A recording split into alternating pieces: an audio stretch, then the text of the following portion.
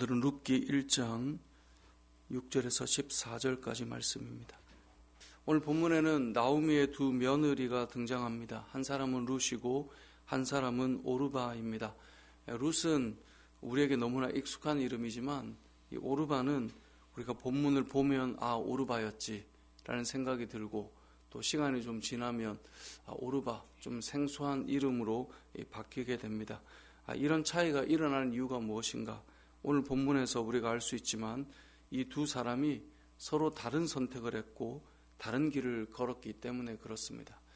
인생은 흔히 우리가 선택이라고 말을 합니다. 무엇을 선택하고 어느 방향으로 갈지, 그 어떤 선택을 했느냐에 따라서 그 인생은 많이 달라집니다. 내가 어떤 개인적인 선택들을 하느냐에 따라서 그 삶이 달라지기도 하고, 또 크게 보면 내가 어디에 속하기를 선택하고 내가 어느 방향으로 가기를 선택하느냐에 따라서 인생의 큰 그림이 달라지기도 하죠. 오늘 본문은 우리에게 그것을 알려주고 있습니다. 우리가 이 본문의 내용을 잘 아는 것처럼 나오미라고 하는 시어머니는 남편과 함께 모압 땅으로 이민을 갔었죠. 당시 이스라엘 땅에 흉년이 들었기 때문에 그 어려움을 좀 벗어나고자 하여서 이민을 간 것입니다.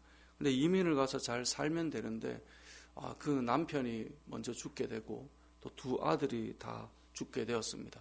우리가 성경을 읽을 때 이 죽음에 대해서 좀 가볍게 생각할 수도 있지만 우리가 현실로 좀 끌어와서 좀 우리의 이웃이나 우리 주변으로 적용해 본다면, 한 여인이 남편과 두 아들을 다 잃고 홀로 되었다라고 하는 것은 엄청난 큰 슬픔이고, 또 당시의 사회로 보자면 사회적으로도 너무나 어떻게 살아가야 되는지 현실적으로도 막막한 그런 삶이 지금 놓여 있는 겁니다.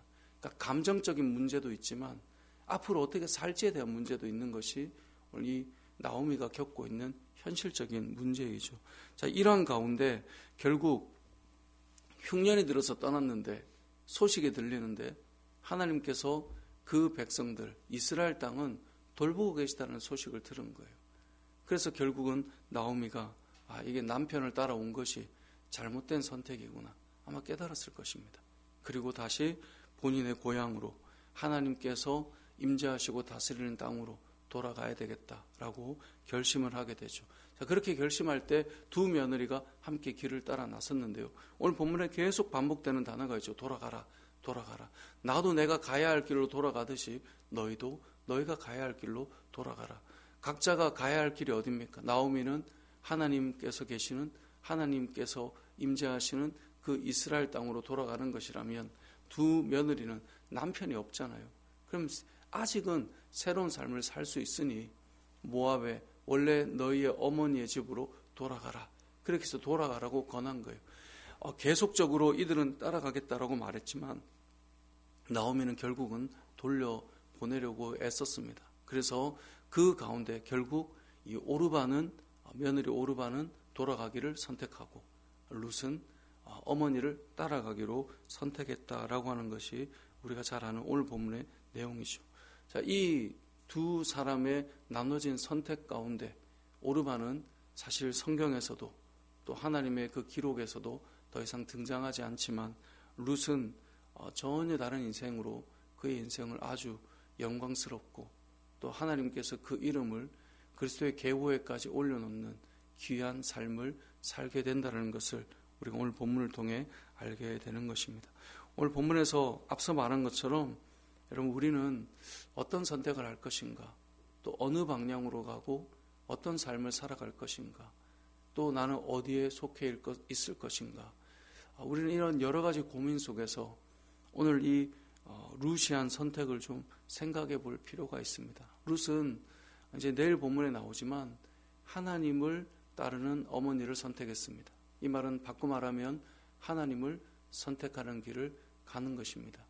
룻에게는 어쩌면 좀 낯설은 땅으로 가는 것이고, 룻에게는 새로운 길을 떠나는 것이기에 그런 좀 두려움이나 또 마음에 잘 가고 있는 것이겠지, 여러 생각들을 했을 수도 있습니다.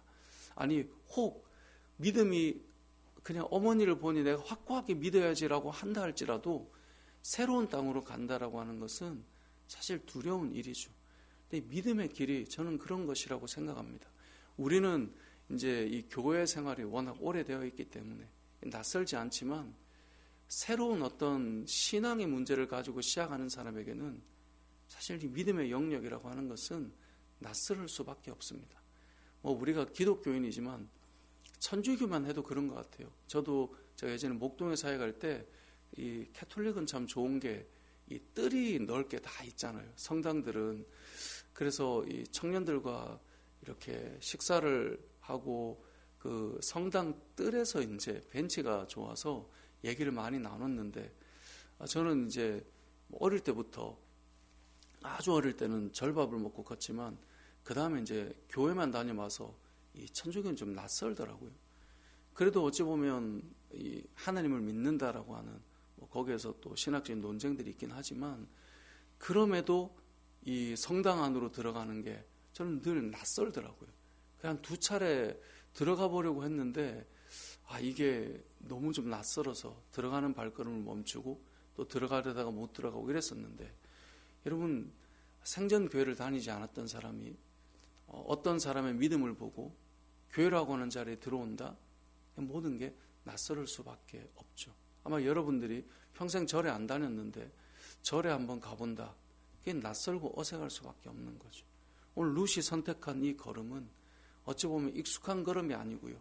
그냥 막연한 하나님에 대한 신뢰는 가지고 있을지 모르나 시어머니를 보니 따라가는 것이 좋을 것 같다는 생각이 혹 들었을지라도 전혀 새로운 땅으로 가는 길이거든요. 저는 이것이 믿음의 첫 걸음이라고 늘 생각합니다.